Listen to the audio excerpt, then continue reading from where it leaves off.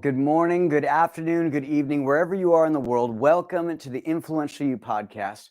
I'm Josh Damigo, and if it's your first time joining us, welcome. I'm a program faculty member for Influential You and your host for this weekly podcast.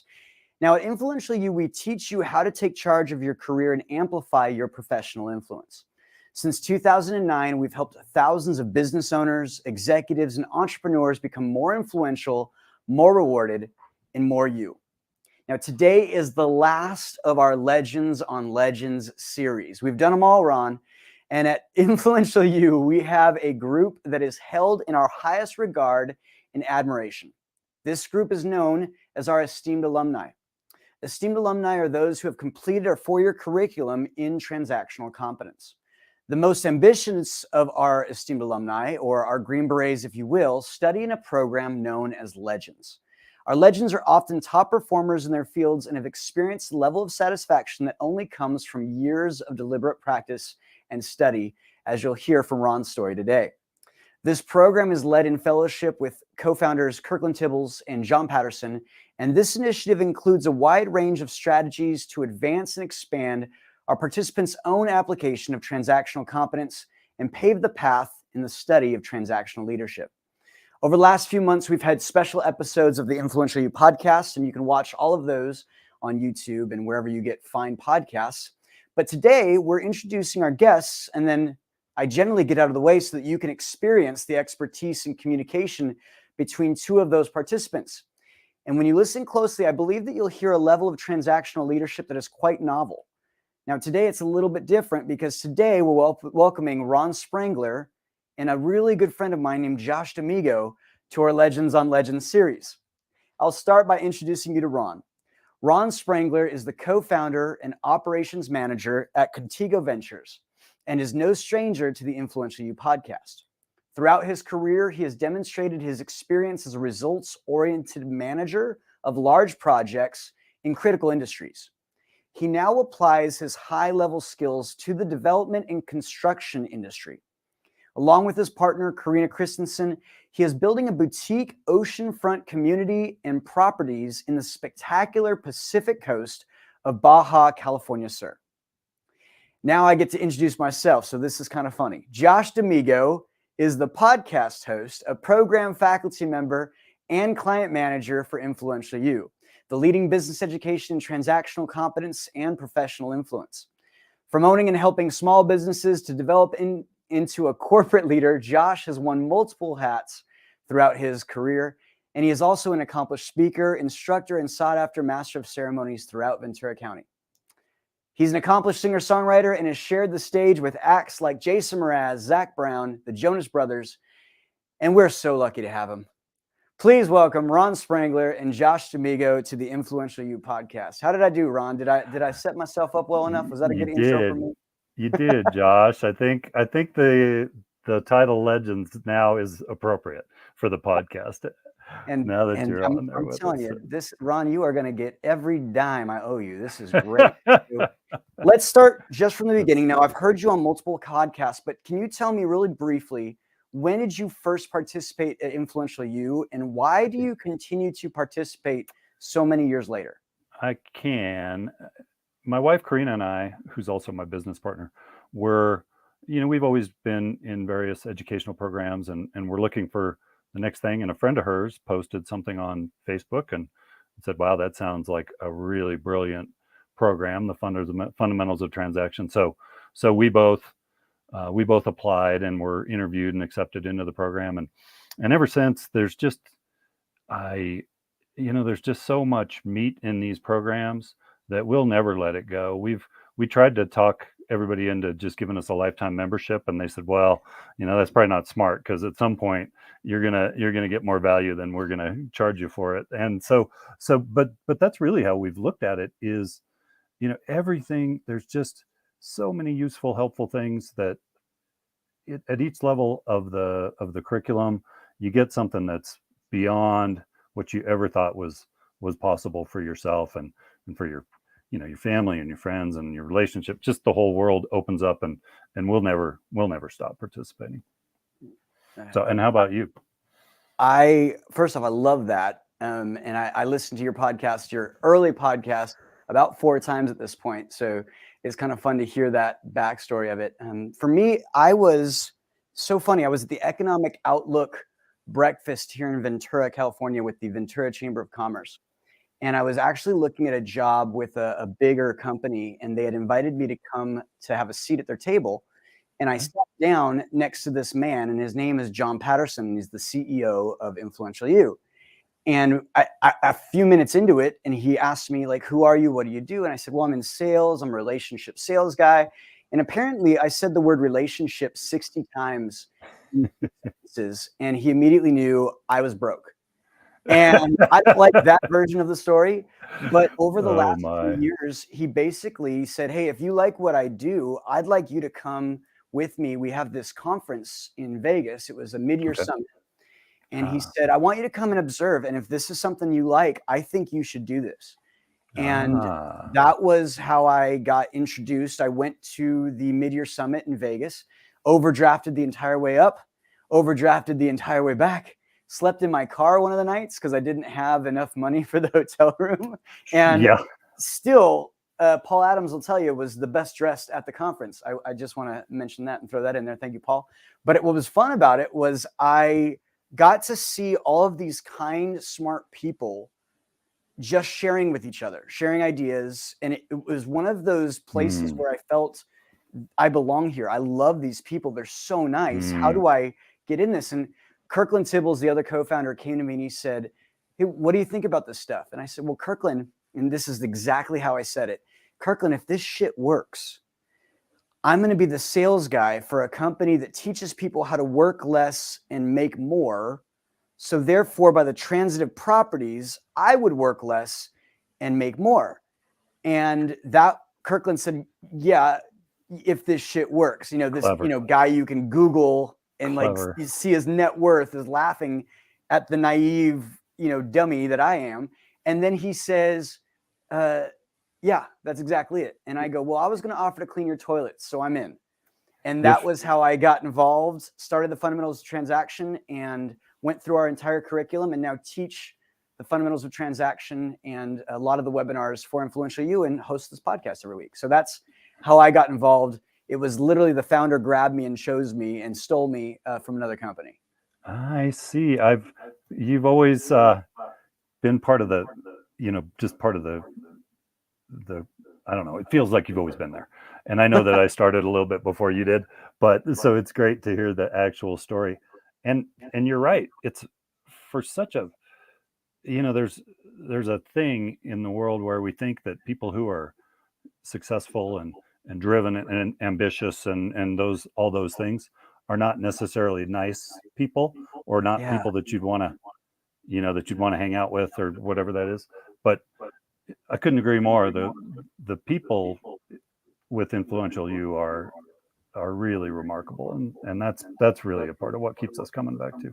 I think that's the point, right? Like it's something that you've actually taught me a little bit is really the concept that if you want valuable help, you need to give valuable help. And that's really what this community is all about. I'm getting a little bit of feedback from what I hear on the TV, but what I'm going to do is I was too on when I was talking. Thinking a little bit about this study, the transactional competence, when I first started, linguistic distinctions were a funny thing. Like that of course. So how does the study of transactional competence, of human exchange, how has that impacted your life, Ron? Oh, well, everything that we do, everything that human beings do is an exchange. There's always an exchange of value of some sort between humans. We can't survive in this complicated modern environment by ourselves. I'm up at our house in the mountains and I'm pretty self-sufficient up here and I chop the wood and I do the things, but there's thousands of people that I rely on to be able just to live, right? And those are the people we exchange with all the time. It's the folks at the grocery store. It's everything. It's inescapable in modern existence to exchange and transact with other human beings. And so if you can get better at that, just like name your price, right? What part of your life do you want to improve? Because you can apply it to anything. So it's really sort of the skeleton key that can unlock any door once you've learned some transactional competence. Hmm. Yeah, and I'll take it a step further because I know you're going to ask me the same question, but it's fascinating because people will a lot of times think of influence as a parlor trick, or like look over Right. here and you're doing a thing, Right. and it's not. One of It's the not. best things I learned about this transactional competence is Kirkland looked me dead in the eye and he said, Josh, most people aren't listening. They're waiting for their turn to talk. That's right. And when he said that, it was like my entire life changed. All of a sudden, it wasn't just about Josh expressing, even though I do express a lot. It became much more about, wait, what does that person want? Yeah. Because, from my upbringing and from, some of the Zig Ziglar things that I've read, if you help enough people get what they want, you never have to worry about things. But I had done that so much in my career that I had actually never really taken care of Josh. And so throughout my career, I was kind of giving and giving and giving and waiting for someone to reciprocate. Waiting for it And to come back. and what I found Yep. was it wasn't that mantra.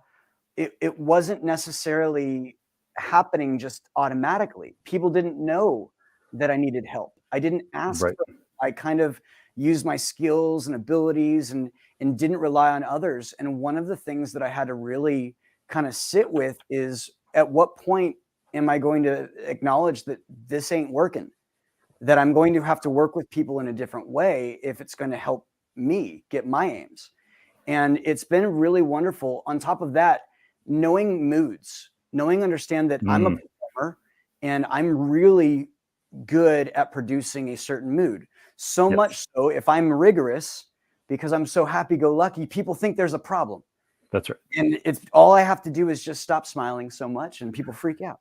It's really fun to see that as this personality, someone who can move in happy moods and now move in a little more serious tones, I've become even better at exchanging with others and having them comply more often with my ideas. Not all the time. It's not a silver bullet, but it's been really helpful in not just going out and running around and doing things, but actually thinking really accurately about where I want to go. Yep. And I talk about it, Ron, I talk about it this way. A lot of what I see in leadership today is people calling a shot and then they say, we had a lot of fun along the way. And they don't get anywhere near what they were aiming for. And they call it a success. And for me, that's not anymore. My definition is, I called this shot, I hit it. And now I'm going to do it again. And then I'm going to do it again. And as I continue to practice this transactional competence and get help and do the things that I want to do, it's getting to the point where if Josh commits to doing a thing, you can almost bet on it happening because I've got a plan and I'm going to probably forget more about my plan than most people know about their own. And that to me is the basis of what I've learned and how I've kind of matured in what I know about transactional competence. Isn't that great? And also you mentioned a little bit about the transactional personalities and that you identify yourself as a performer, and as you know, and that is the personality that is easily discounted. People think, oh, they're always so positive about it. You can't take them seriously. There's a lot of fluff there. My wife, I'm sure, is overhearing me say this, and she's a performer personality as well. And it's troubling to watch what happens because people really do discount smart, capable people like you and like my wife because they're just too darn positive sometimes. So learning that trick of not always trying to have it be a really positive mood, because there's times when it's more appropriate that the mood's not positive.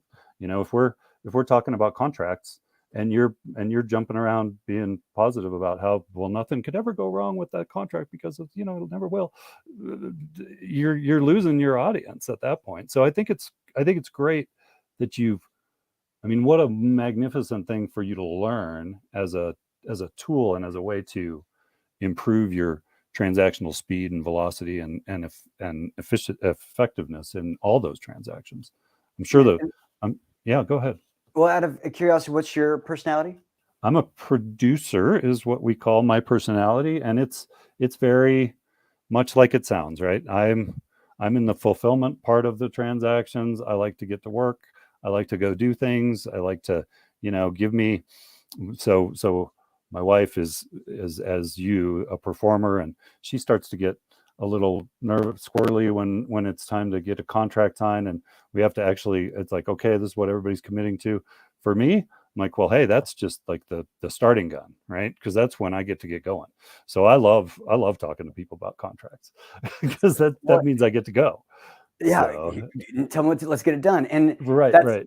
I think it's perfect too with the personalities. And I was listening back to your old episodes and some of the times that you interviewed with John, and you were an employee, and you no longer are really an employee in that sense. You were an employee for an electric company, and you survived a merger, and you Yeah. since then you've reinvented a few times, and now your Legends initiative, you're building oceanfront community in Baja, Mexico. And I'd love to hear, just in kind of a brief reinvention story, how you got Okay. from where you were to where you are, and what your Legends initiative is. Okay. I'm happy to. Yeah, I worked in corporate America for a long time, right? And ended my career with a Fortune 25 uh, oil refining company, huge company, and liked that environment to an extent. Missed some things out of it, but those are the companies where big things get done, right? You can, if you want to go build $1.5 billion facility, you want a company like Marathon to go help you with it. So it's great in that perspective, and at the same time, it's difficult to find people to transact with. You have to sort of have to carve that out of your group where you can, create your own transactions and offers and things and go get those done. Uh, and anyway, so we found this opportunity. My wife Karina has always been in real estate development, and so we saw an opportunity in Baja, Mexico, where we were building our own house to build a project, and said, well, why wouldn't we just go do this for ourselves? It's really a community that we want for ourselves for the next phase of our life, and it fit in well to create it as my Legends initiative, because it's not, building the project is not my initiative. We're doing that either way, but the environment where we are, I don't know if you've ever heard of the book The Blue Zones by Dan Buettner. If Hmm. you've no reference for that. So what he did was, I don't know, it was probably, it's been a while now, it's probably 15 years ago. He went and looked, just sort of a anthropological study of where do people live the longest, and he found 5 places in the world where people just live longer. And he said, all right, well, what do those places have in common, right? What's going on here? And he found a few things. He found, first, that there's built-in activity. Everybody's active by design of their life. There's lots of fresh, wholesome food. Produce is grown locally and is available, and lots of fish and things along those lines. There's some purpose built into people's lives. They feel connected to the community, and like they have a purpose in being there. And then there's a real social aspect where there's a tight knit group, strong social bonds that just lends to folks' sense of belonging. And as I looked at that, I thought, well, these match up with, in the Influential You curriculum, one of the core principles are the conditions of life, and these are inescapable things that we all have to deal with in order to have a satisfying life. And, well, wait a minute, there's health, and there's sociality, and there are things related to your purpose, and there are, your career identity. And I thought, well, it's actually a really good fit to apply what I've learned and am learning in Influential You into building those things into our community. So, since we're the developers, some things are easy. We can build communal spaces. We can design in and build a big gym. We can make sure that there's a place to hose your surfboard off as you come back in from surfing. We can build those kinds of things in that support that lifestyle, I guess, for lack of a better word, that leads to improved life satisfaction, better longevity. And then on top of that, we love the community. We've met a bunch of the organic and regenerative farmers since we've been there. We'll talk to them about supplying our restaurant with the best produce that's available. So there's all sorts of access to really just sort of construct an environment. That's another one of our little phrases that we love, and in Influential You, an environment that'll do some of the heavy lifting for us, some of the hard work for us. So we won't have to, if you're in a place where you want to go outside and jump on your surfboard, if you go out the front door, or jump on your mountain bike if you go out the back door, that helps with being active. And if you're in a place where the organic farm is a mile away, and you get your produce when the afternoon it gets picked, that helps with your health by how you eat. And so really we're leveraging what is available and what we're building in terms of like the built environment of the community that we're building, and bringing that all together in a way that we really feel is going to enhance people's life experiences. So good. And Ron, it's hearing it and putting it into my brain. You went from like learning about your environments to actually crafting and building your own. And so I think that's pretty legendary right there, right? Like, and I know that I've joked about when are you guys adopting me since day one. I've talked so much about that, but it's so fun to me to kind of see you guys put together this oasis, building this actual place from maybe what you've studied, but also from the specialized knowledge that Karina had. And then for you to jump in on her team and fill in kind of the spaces that she may not want to do. It's inspiring. What do you love about all of this? Oh, what do I love about all this? Well, I love everything about all of it.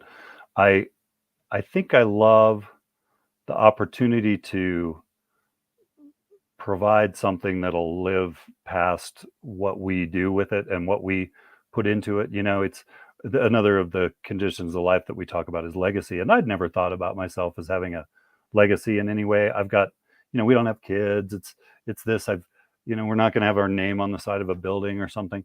But if you can build a community and a group of folks that are going to really enjoy and love what you've put together and live there and take care of it, that's a legacy to me that I'm thrilled to live and have people lead, healthier, more satisfied lives as they go along. I'm on board for that. So that's really what I love about it. Last question. How's your Spanish? Yeah, it's improving. It's, so when I was 12, I had a critical fork in the road, and that fork was, do you study Spanish or do you study French? And unfortunately, the French teacher was cuter than the Spanish teacher. So I made the wrong choice. And now I'm having to learn Spanish a little later in life, which is a fun challenge, but it's getting better because, of course, the whole team is our native Spanish speakers. So it's a good time. I hear that makes it easier. I did 2 years of couch Spanish Duolingo during COVID, and I can now tell when they're making fun of me. And most soccer games, I can follow along as to what they're saying. But practical. That's exactly what else would I need it for? That's that exactly, and to come visit you. So that's very practical. That's good. Same as me. That's so good, Ron. And so I love your legend initiatives. I can't wait to have you describe a little bit about what you're doing, because I always knew that you had that background when we met, and I didn't. Well, there's a lot about it that I didn't know. So please describe it, and I'll interject as we go. Yeah, my project is releasing a new album. Back in my career as a singer-songwriter, I signed to a label and we released a record. And just like every good singer-songwriter, I went country a little bit. And I like the record. It's good. It's fine. But one of the things that I always loved about my shows was the connection surprise performer, Of course. and the Yeah. mood and we talk about peak experiences, and I could feel the crowd and move people with a story or a song, and I could feel the emotion as I was speaking and moving with people. And I found that more often than not, what people really enjoyed was the storytelling and the intimacy of the songs that I was writing. And we recorded this acoustic album that was supposed to go side by side with the record, and then it didn't come out. They decided not to do it. The record label closed Tough. Yeah. During COVID. Okay. And I got an email as the Legends program was starting a year and a half ago saying, "Hey, Josh," it's the CEO of the record label, "we have this and we want to give it to you. People need to hear it." And I opened it up, and inside of the email were finished, produced, everything is EQ'd properly, mastered, these acoustic versions of my album that came out in 2013. And I was blown away. I wasn't expecting to do any more music. I had kind of given myself till 35, and then I had to get a big boy job, and that was part of what this was. Which you have, yeah. Which I have. And it's so fun to have some bosses and co-founders who love and support my artist side. And John basically one day after seeing me play took me aside and said, "You need to keep playing. You need to keep playing." And I haven't gotten the bug to like go out and sit in a coffee house and get ignored again, like my career was. But I do love this new record. And if you're watching us live, or if you're listening to this, in the show notes, I'm actually releasing the single that was released in the last album right now. So you can actually click on it, and you can actually listen to Just Give Me a Call right now. So it's actually in I think the Facebook or the LinkedIn, and maybe even on so YouTube. this is a release announcement right now. A world release right now. I'm honored to be part of this. That's fantastic. That's great. So for me, what I love about this entire thing is I've been able to kind of plan out how I wanted to release the record and do it in a way that was low cost and high value. I have a purpose for it. It's not just to make money like the other albums were. Like the other albums were released to make money so I could eat. Like I was a broke ass musician. Important, right? Now it's like I've got a little surplus there. I can just do it for music's sake and for the aesthetic. And to me, this means so much to me, because even when I send it to people who've listened to me for a long time, they are telling me, "Josh, this is exactly how I remember you. This is exactly how you sounded when I came to see you at Lestat's in San Diego." And that means more to me, and I guess a legacy of my career, than any fully produced, over the top, multi-instrument type of recording. And the fact that people want to just hear this album, and it's called Me and My Guitar, because that's all it is. That is all it is. I've listened to some of the tracks. Yeah. It's been really fun to even just release to friends, and it's already got a few hundred, listens for each track, just because people like it. And that, I don't know if there's anything wrong that feels better than being understood. And when it comes to being an artist and putting your art out there and having it understood, I get the same feeling when someone jumps in and does fundamentals of transaction, because they get it. They're a part of it. They're like, "I want that. That makes sense. I can use this." And so there's something to playing music that you've written that when it comes back to you, it's much more fulfilling than, say, just going to a 9-to-5 and punching it in and punching it out, and then getting a mortgage and all those kind of things. So this is basically the initiative for me, is to plan it out, come up with all the strategies, the tactics, the implementations on releasing this. And I've done all the work. Now it's just sitting back and letting it go. It's the least amount of stress that I've ever had in doing any sort of project like this, and yet it's already probably been the most fulfilling. Well, and it certainly sounds like, I hear a bunch of things that I know you have learned through Influential You, as have I, about why that's working, right? You understand how to plan. You understand how to think about what you mentioned something to me the other day about you studied how the music industry has changed between your last thing and now, and those are all skills that are taught every day in the Influential You curriculum. And so I really can hear, kind of where those things, where that those ideas, for lack of a better word, and those practices, and maybe even a little bit of discipline for some of us, would come from, from what we've studied. Yeah. Well, I'll say it this way, because this is a really good. I'm glad you brought this up. If I had just gotten it and done what I normally do, I'd slap $1,000 on it, go to some website and order a bunch of 1,000 CDs and put them all together and start to send them to the different distribution places. Yep. And just yesterday, and I've been working on this for a year and a half. Yep. Just yesterday, they announced at one of the distribution sites that they will no longer be carrying physical records.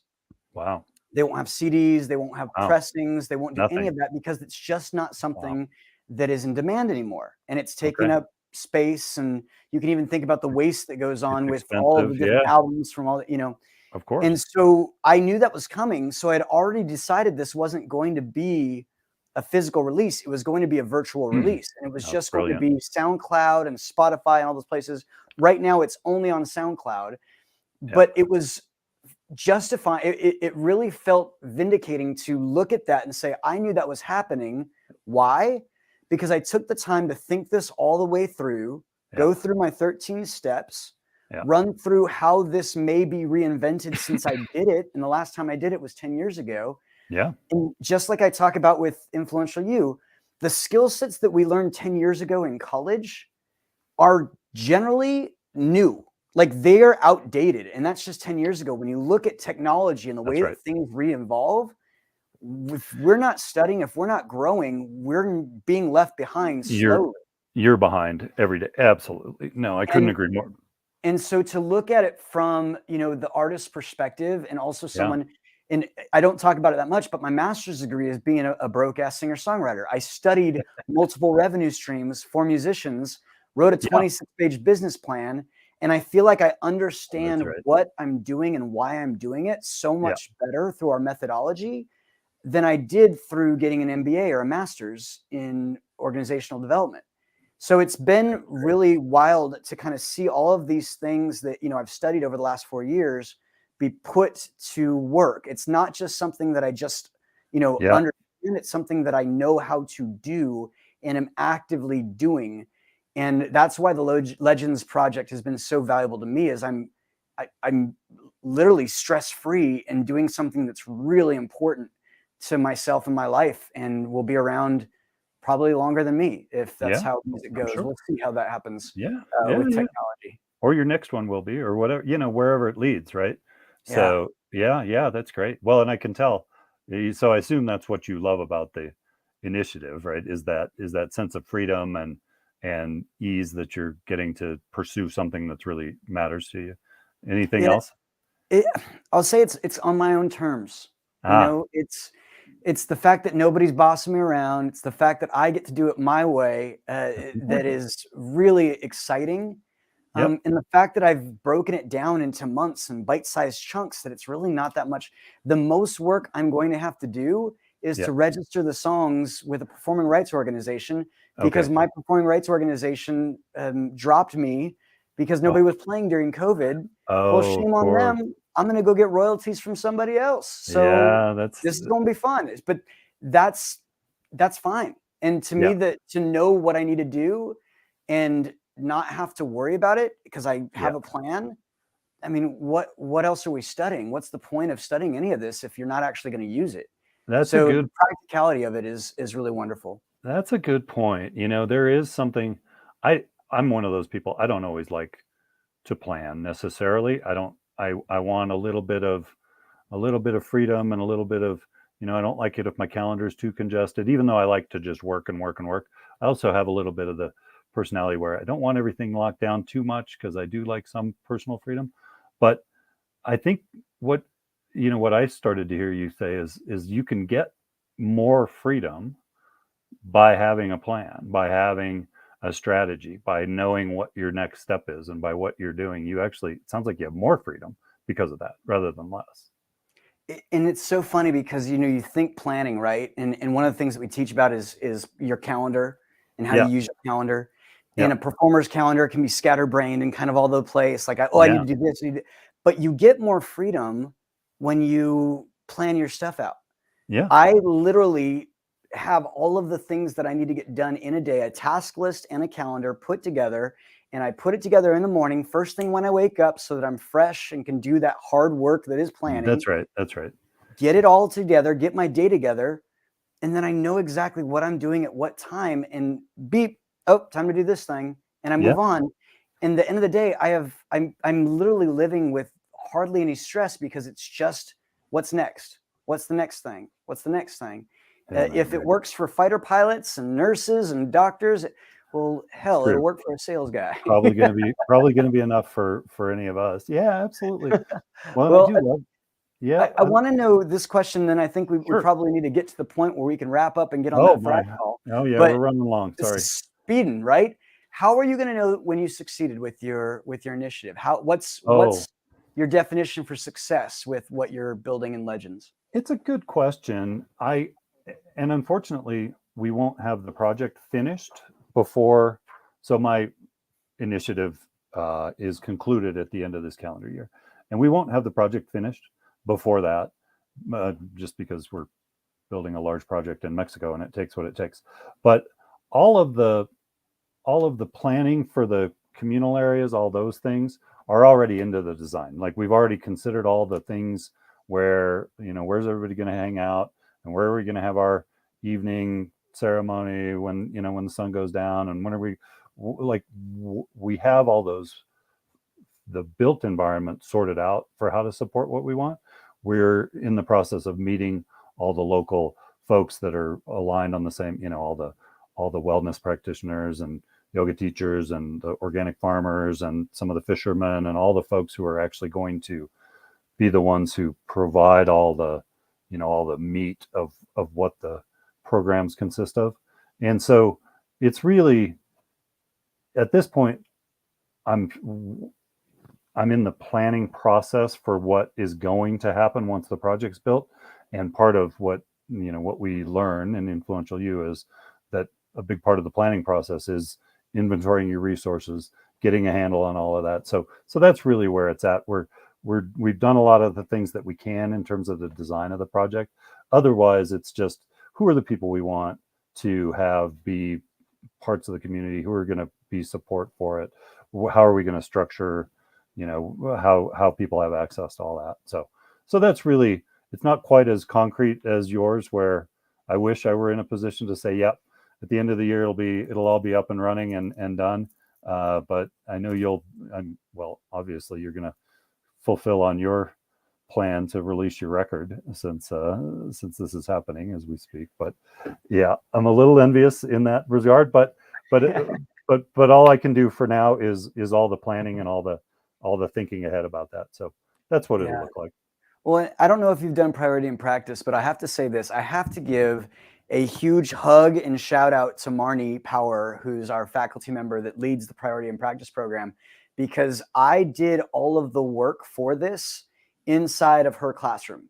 I Yeah, literally started to do all of the thinking, and every single day, that was one of the projects that I had to actually have some time set aside to do. great. And I have all of the steps necessary. So now it's just plug and play. Just push the Yep. lever, pull the button, and it's so simplified for me that it's literally mindless, and Yeah, it's which wonderful because the stress, I mean, I used to grind my teeth. I used to have all the things of that a yeah, stressed artist would give you, that's right. and I feel like I'm even growing back some hair. It's going so Isn't well. that So great? Well, it might yeah, work out.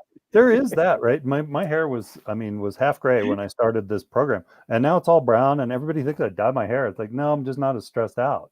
So there really is something to that, Josh. I feel I have I to look agree. younger myself. I I have love that. to I keep agree. this. I keep this so I can get a little bit of respect from Well, you people. gotta, yeah, it is quite distinguished. Yeah, and you're right. I've not done the priorities in practice. It's next on our list. We have the good fortune of having Marnie in our study group, so we get some, just kind of residual, a little contact from that, and get some of it. But that's as close as I've gotten to that whole program just yet. Well, good luck. Get ready. It's a 12-week boot camp. I And know. I bitched and moaned my entire way through it. And if she ever says that I wasn't her worst student, she's lying. So She's just being generous like she is. Ron, thank you so much for interviewing me and for being on this with me. I have been waiting for this since John Patterson put our names up on the board. So when I saw the schedule, I was very excited too. So that's great. And thanks for letting me be part of your release announcement. That's wonderful. Congratulations. It's my pleasure. All right, I'm going to kick you out now, and I'm going to take us to the outro. Now, for those of you who are still with us, if you'd like to know more about us, you can go to influentialu.global and explore our courses, consulting, and conferences. We offer a 4-year curriculum for those that are seeking an advanced experience. However, if you're new to Influential You, we recommend that you start with Thrive. It's our self-guided training. Thrive is a self-guided program that lets you learn at your own pace. Thrive members enjoy weekly live e-coaching sessions right after this, and an ever-expanding library of exclusive video lessons with our faculty, thought leaders, and industry experts. You'll get proven proprietary tools to accurately assess your career and develop a realistic strategy to achieve your aims faster. Your membership also includes chat access to faculty plus discounts to our transformative conferences that are actually coming up soon. Sign up today and you can use the promo code 20OFF, that's 20OFF, for a 20% discount on the monthly subscription. That coupon code again is 20OFF. Thank you so much for listening today. Each week we stream live at 2 p.m. Pacific on our website, Facebook, LinkedIn, and YouTube, so you can easily share it with others. You can also subscribe on iTunes, Stitcher, or any place that you get your podcasts. Next week, we have Dr. Kira Gaunt on the show, and you will not want to miss Dr. Kira Gaunt. She's been in my study group. She was one of the first people that I met at Influential You, and you are going to absolutely love that interview. Check out our show notes for links to connect with our guests today, plus links to websites, books, or special downloads that we talked about in today's episode. This podcast is made possible by the Influential You staff, faculty, and our members all around the world. Special thanks to our executive producer, Tyson Crandall, our in-studio producer, Michael Teehee, with contributions from John Patterson, Joey Anderley, Daryl Anderley, Paul West, and Liz Smiley, and a special thanks to our wonderful guests, Ron Sprengler and Josh Damigo. The Influential You podcast is produced by Influence Ecology, LLC in Ventura, California. This episode was recorded on May 24th, also known as my mother's birthday. Happy birthday, Mom. 2023. The podcast theme is by Chris Standring, entitled Fast Train to Everywhere. And if you haven't yet offered a rating or review, I ask that you take a moment, go to iTunes or your podcast app, and let us know what you think. This helps us more than you know. We'll see you next week on the Influential You podcast.